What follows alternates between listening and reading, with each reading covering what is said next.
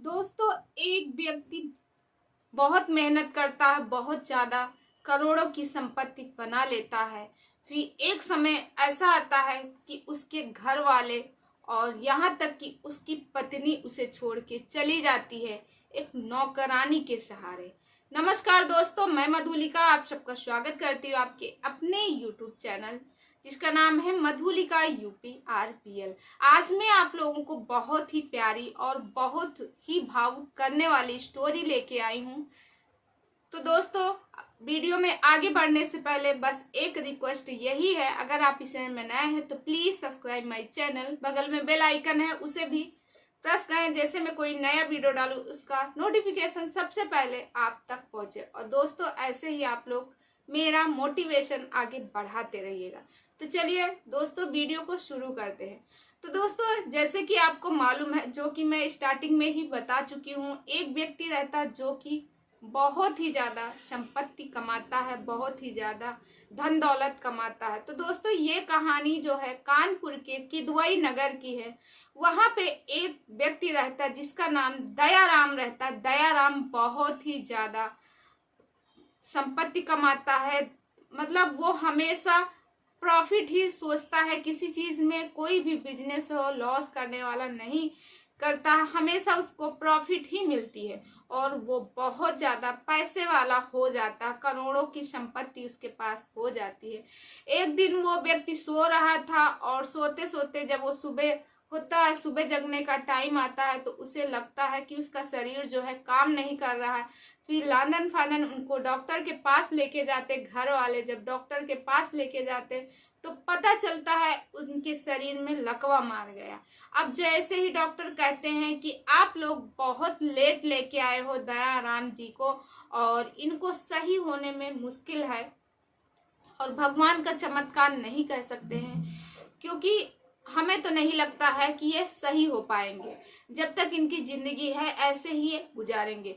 फिर उसके बाद दोस्तों, उनके दो बेटे रहते हैं और उनकी पत्नी का नाम सरोज रहता है। और एक सरोज वापस आ जाती है, घर लेके आती, कुछ दिन सरोज सेवा करती है और साथ में उनकी नौकरानी रहती, उसका नाम सालू रहता है। अब सरोज जो उनकी पत्नी रहती है, कुछ दिन उनकी सेवा करती है, फिर उनको लगता है ये तो हमेशा के लिए ऐसे ही हो गए, और पत्नी भी उनको छोड़ के अपने बेटे के पास चली जाती है।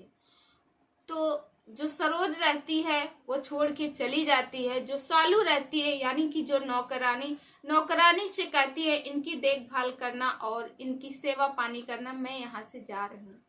अब दोस्तों, जैसे कि आपको मालूम है, दयाराम जी का शरीर काम नहीं कर रहा था, लैट्रिन बाथरूम सब चीज बिस्तर में ही कर रहे थे दयाराम जी।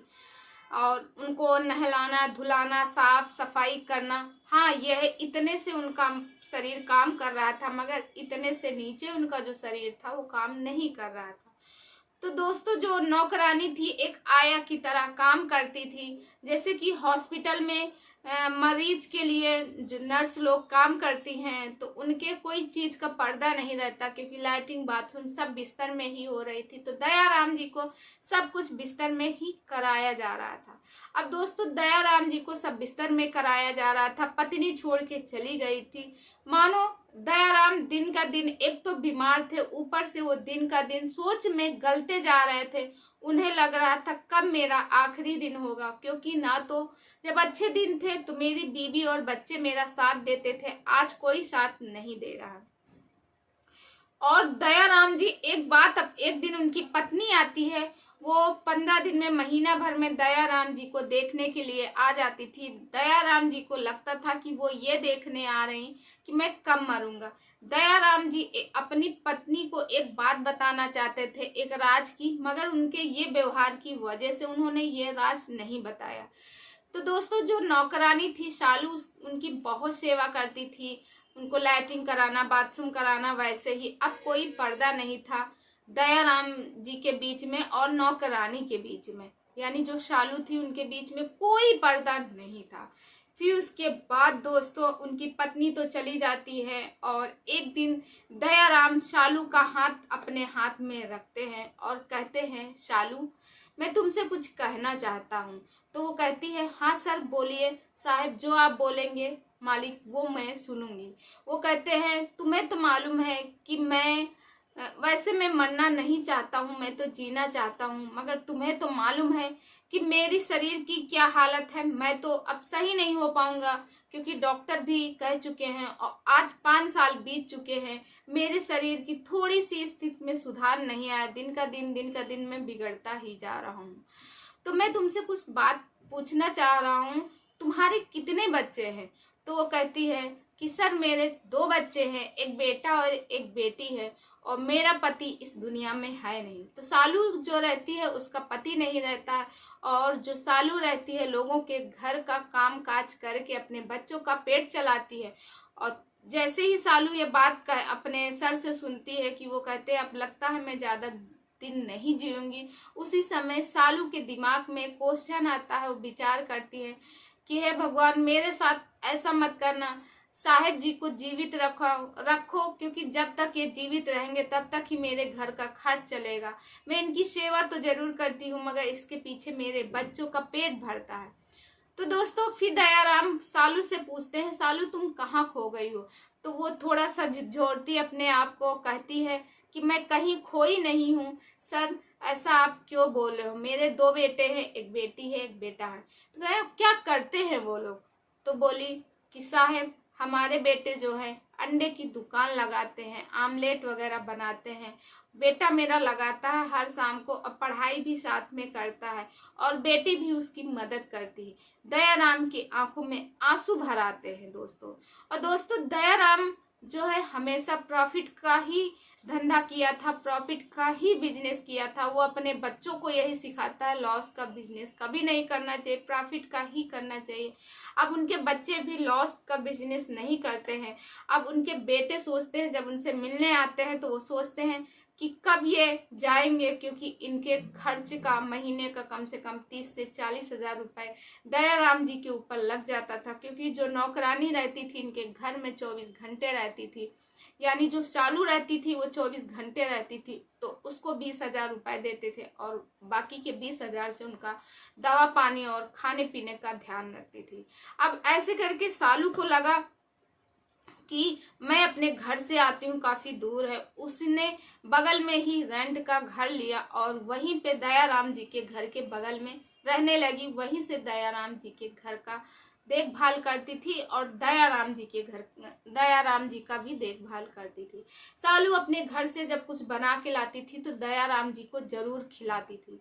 फिर उसके बाद दोस्तों जब वो हाथ पकड़ के पूछे थे तो सारी बात बताई, और उनके आंख में आंसू भर गए। फिर उसके बाद सालू अपने काम में लग जाती है। फिर दूसरे दिन दयाराम जी की सेवा पानी में फिर सालू लगती है। फिर दयाराम जी उसका हाथ पकड़ते हैं, कहते हैं कि सालू मैं तुमसे एक बात करना चाहता हूँ। तो बोलती है बोलिए मालिक, जो आप बोलेंगे हम सुनेंगे।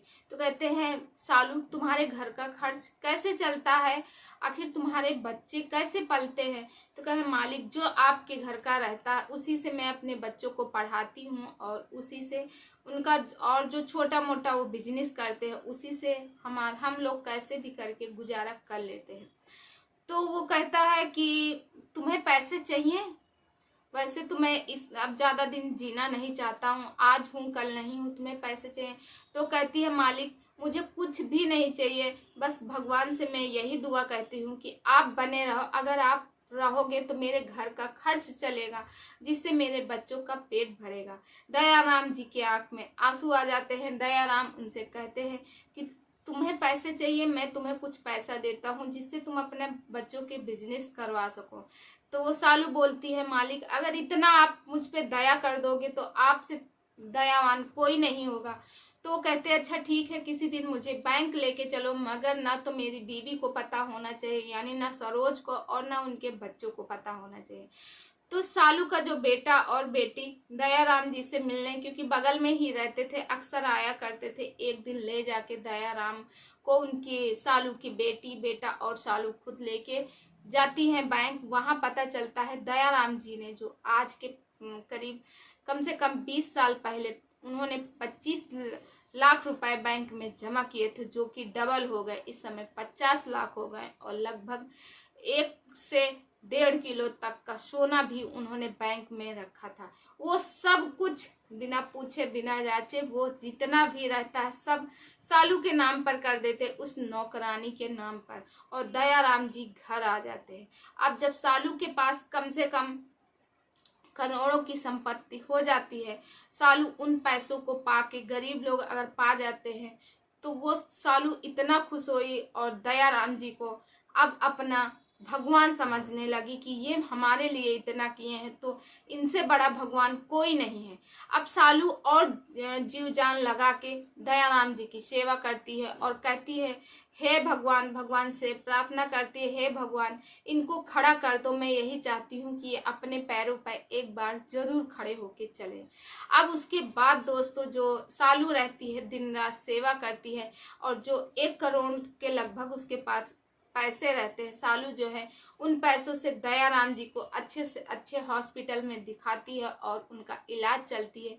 अब सालू दिन रात उनकी सेवा करती है, कुछ दवाइयाँ चेंज होती है, एक्सरसाइज बताते हैं डॉक्टर। अब दयाराम जी को 3 महीने के अंदर उनके हाथ पैर हिलने लगे थे और जहाँ 1 साल होता है दयाराम जी उठ के खड़े हो जाते, थोड़ा थोड़ा सा चलने लगते हैं, वो भी जो सहारे से। बैसाखी लड़के हल्का फुल्का चलने लगे। अब उसके बाद जैसे ही दूसरा साल बीतता है दयाराम जी के अंदर कम से कम 80% सही हो जाते और जैसे तीसरा साल लगता है तब तक दयाराम जी 90% एकदम सही हो जाते। अब उनके बेटी और बेटा ये सब देखते हैं, देख के चौकन्ने रह जाते हैं। अब दयाराम जी की जो पत्नी सरोज रहती है वो भी दयाराम जी के पास में रहने लगी। अब दयाराम जी एक दिन कहते हैं कि हम सालू को इनके बच्चों को बिजनेस कराना चाहते हैं और बच्चों को इनको पैसा देना चाहते हैं। अब दयाराम के, क्योंकि दयाराम तो जान रहे थे सालू ने हमारे साथ क्या क्या किया है, अब दयाराम के जो बेटे हैं वो भी दयाराम का हाथ पकड़ने लगते हैं और उनकी जो पत्नी रहती वो भी मना करती है। उसी समय दयाराम कहते तुम क्या जानो, जब बुरे वक्त में सबसे ज़्यादा मुझे सरोज की ज़रूरत थी और तुम्हारी ज़रूरत थी तो तुम लोग मुझे छोड़ के चले गए थे। एक यही सालू ही थी, नौकरानी थी तो क्या हुआ, मगर दिन रात मेरी सेवा की है और भगवान से उसने प्रार्थना किया कि मैं जल्दी से जल्दी ठीक हो जाऊं। तुम लोग तो मनाते थे कि मैं कब चला जाऊं, कब चला जाऊं। आज मैं अगर अपने पैरों में खड़ा हूं तो सिर्फ सिर्फ ये सालू की देन है। उसके बाद दोस्तों दयाराम कुछ पैसे देते हैं और फिर उसके बाद दोस्तों दयाराम एकदम हष्ट पुष्ट हो जाते हैं, चलने फिरने लगते हैं। और जो सालू रहती है उसको कहते हैं कि तुम नौकरानी नहीं हो, तुम मेरी बेटी हो, अपनी बेटी बना के मैं रखूंगा। हाँ, यह जो घर का काम है। अब सरोज भी दयाराम के साथ, यानी दयाराम की पत्नी भी आके रहने लगी। अब उसके बाद जो सालू है, सालू को दयाराम अपनी बेटी बनाते हैं और दयाराम अच्छे से चलने फिरने और अपना काम फिर वापस स्टार्ट कर देते हैं। तो दोस्तों आप लोगों को ये कहानी कैसी लगी? कहते हैं ना कि जिस वक्त में सबसे ज़्यादा अपनों की ज़रूरत थी दयाराम को, वो छोड़ के चले गए। आज वो नौकरानी दयाराम जी के साथ जो किया, दयाराम आज तक उसका एहसान नहीं भूले हैं, वो अपनी बेटी बना के रखे। कहते हैं कि जब तक मैं जिंदा रहूँगा तब तक सालू इसी घर में रहेगी। तो दोस्तों आप लोगों को ये कहानी कैसी लगी? आई होप आप लोगों को अच्छी लगी होगी। अच्छी लगी हो तो लाइक, कमेंट और शेयर जरूर कीजिएगा। मैं मिलती हूँ किसी नेक्स्ट वीडियो में, तब तक आप अपनी फैमिली का ख्याल रखिए। मस्त रहे, स्वस्थ रहे, हंसते रहे, मुस्कुराते रहे। और दोस्तों प्लीज़ अगर हो सके तो मेरे चैनल को सब्सक्राइब कर लीजिएगा। मैं मिलती हूँ नेक्स्ट वीडियो में। जय हिंद।